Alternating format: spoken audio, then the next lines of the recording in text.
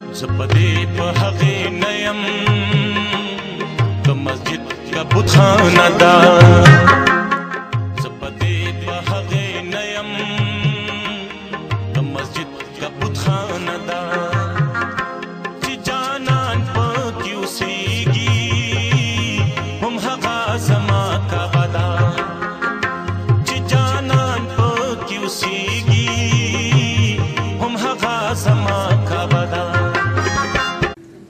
इसके बाद मैं अरबिस्तान पुश्तो अदबी तड़ून के सदर जनाब गुलाम हैदर साहब को दावत देता हूँ कि अपना मकाला हमें सुनाएं. जनाब गुलाम हैदर साहब.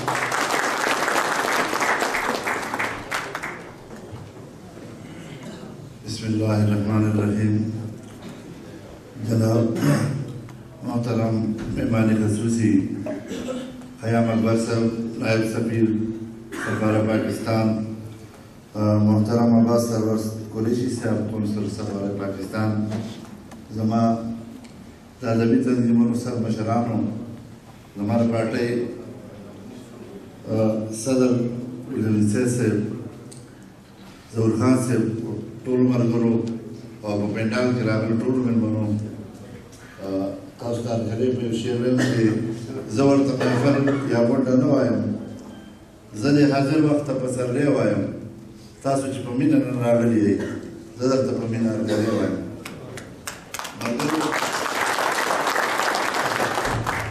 مشران وایي چې مقاله لیکل ډېر ګران کار دی او اسان کار دی خو لیکل یې ګران دي. مقالې ختمې شوې نور پریشانه کېږئ نه او اوس یو څو کرښې ما لیکلي سرسري دي هغې کې به ډېر دغه نه وي ډېر به پریشانه کومه نه خیر واسم دا مې فل ټول پریشان دی چې د پریشان صاحب په کتاب په دغه کې راغونډ شوي وو. بس دا یو څو کرښې دي زما امید کوم چې تاسو به بور نه کړي. سپرلی دی په لمبو کې شاعره واخله دا د وینو او د ارم د لمبو شاعره واخله دا د وینو او د ارم د لمبو ماله تصویر د ګل په پاڼو د یار وخېږه. شعر شاعري د دنیا په هره ژبه کې کېږي. د دنیا هر ګوټ ته دغه قدرتي عطا د عربو د خاورې نه خپاره شوې ده. د عربو په ځمکه ډېر ښه شاعران تېر شوي دي چې د لوی صحابي حضرت حسان بن ثابت چې د رضی الله تعالی عنه چې د شاعر رسول صلی الله علیه وسلم خطاب ورته حاصل دی. د جهالت د دور د غیر مذهبو د هر بېهوده شعر جواب دی شاعر و.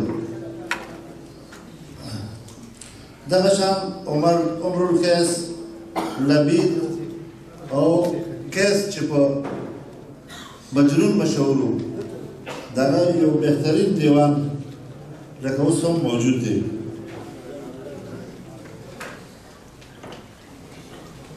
تر حضرت علی کرم الله وجهه چې د هغې هم څه ناڅه شاعري خلکو ته په لاس ورغلې ده. د عربو نه دغه شاعري فارسي خپله کړه او بیا نورو ژبو ته لاړه حتی چې تر موږ راورسېده. د امیر کروړ نه راواخله تر دې وخته پورې خلک لګیا دي د ژبې سرسره د شعر په ذریعه کوي. پخواني شاعري او اوسنۍ شاعري کې بس دغه فرق دی چې په هغې کې به یو شاعر د بل د بېعزتۍ کوشش کولو حتی چې ولس هم په دې خوشحالېدو او شاعري هغه وخت کې صرف د تفریح ذریعه وه تر دې چې فنکارانو ته به هم خلکو شاعران ویل او کوم کلي ته به چې د ښادۍ لپاره لاړو خلکو ویل شاعران راغلي. په مزه مزه دغه سلسله تر موږ راورسېده چې دغه ذمهوارۍ سره موږ دا انصاف وکړو چې په ټول ولس مو ومنله شاعري یوازې د زلفو شونډو جام ساقي خبرې نه دي. د ننني ادب یو خوږژبی شاعر د هزارې د دم بوسکو نه اواز کوي چې دا خو زمونږ شاعري وګڼئ زرینه موږ ته چا ویل پښتانه او اوس د شعر او شاعرۍ خبرې د هر چا د زړه خبرې دي. که هر ناسور پسې قلم لکه نشتر ګرځوم چې شعور نه لري هغې ته بېمعنې کرښې دي. اوس هر وګړی د پښتنو د زرین صاحب په ژبه پوهېږي چې زرین صاحب څه وایي د چا لپاره یې وایي څه پیغام د ولس لپاره لري. د زرین صاحب ادبي قامت هر چا ته معلوم دی. د لرې برې پښتونخوا د ساحل صاحب، اندیش صاحب، اقبال صاحب، د پیر محمد کاروان، د درویش نوراني، د کرام الله ګران، د سب شاعر او د ریاض ښار په شعراو کې لکه عمرزاده مغان، نعیم راهي، شوګیر عثمان خیل د ګوتو په شمار په شاعرانو کې سر فهرست شاعر دی. زرین که د وطن لمبه لمبه ماحول ویني ګوري، ضرور وایي د خپلې شاعرۍ زینت کوي. زرین صاحب د وطن د دویمې وړې ملالۍ د راپېښې واقعې نه مخکې حالات انځور کوي. یعنې کله چې دوی دا کتاب چاپ کړو او په دې کتاب تصویر راغلی، نو دغه واقعه ده چې کومه د ډزو راغلې وه دا د هغې نه مخکې دی کړې وه. دا د دوی د نظربازۍ د نظر اندازه ده او د شاعر د نظر اندازه پوهان وایي چې دومره تیزه وي چې د سوونو کاله مخکې حالات درته آګاهو بیانوي. او دغه رنګ که تاسو څوک د رحمان بابا مزار ته تللی یئ په اوسني وخت کې وګورئ او د رحمان بابا 3,500 کاله مخکې دا دوه د شعر دا دوه مصرۍ وګورئ، د دې د نظر اندازه به هم ووینئ. وایي چې لکه ونه د ځنګل په میوه پوره، لکه ونه د ځنګل په میوه پوره، په ویرانه ویرانۍ کې آبادان یم، د کامل عقیدې له برکته خدای ساتلی لکه ګنج په بیابان یم. یعنې په قبرستان کې نور هم قبرونه شته، خو چې رحمان بابا ته کوم مقام حاصل دی لکه هغه وخت نه خبر و چې زه به په دې ټوله ویرانه کې آباد یم. او ننني شاعران او صحافیان چې کوم ذمهوارۍ په غاړه اخیستې دي د مرګ سره لوبې دي.